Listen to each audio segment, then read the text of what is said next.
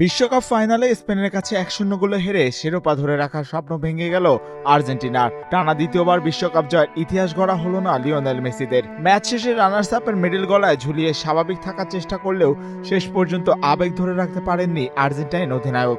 ভক্ত সমর্থকদের দিকে এগিয়ে যেতেই হৃদয় ভাঙ্গার বেদনা গড়িয়ে পড়ল চোখের জলেই। নিউ জার্সির জমজমাট ফাইনালে আর্জেন্টিনা 120 মিনিটেও স্পেনের জাল খুঁজে পায়নি। পুরো ম্যাচে মেসিও নিজের স্বাভাবিক প্রভাব বিস্তার করতে পারেননি। শেষ বাঁশি বাজার সঙ্গে সঙ্গে তিনি মাঠে লুটিয়ে পড়েন এবং দুই হাত দিয়ে মুখ ঢেকে ফেলেন। সেই মুহূর্তে সতীর্থ কিংবা প্রতিপক্ষ কেউই যেন তাকে সান্ত্বনা দেওয়ার ভাষা খুঁজে পাচ্ছিল না।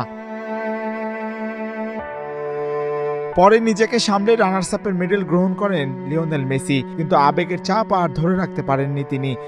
এভাবেই কোটি কোটি মানুষের ঘরে দেশ জুড়ে ফ্রিজ একটাই, ওয়ালটন।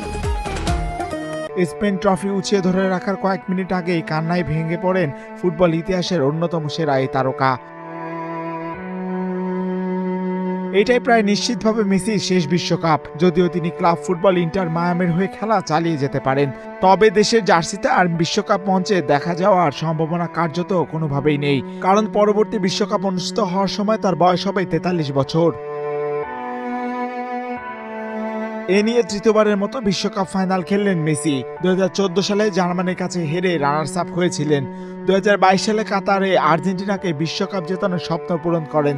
আর এবার স্পেনের কাছে হেরে শেষ হলো আরেকটি বিশ্বকাপ অভিযানের গল্প। শেষ পর্যন্ত শিরোপা নিয়ে বিদায় নেওয়া না হলেও বিশ্বকাপের ইতিহাসে মেসির নাম রয়ে যাবে সর্বকালের অন্যতম সেরা কিংবদন্তি হিসেবে।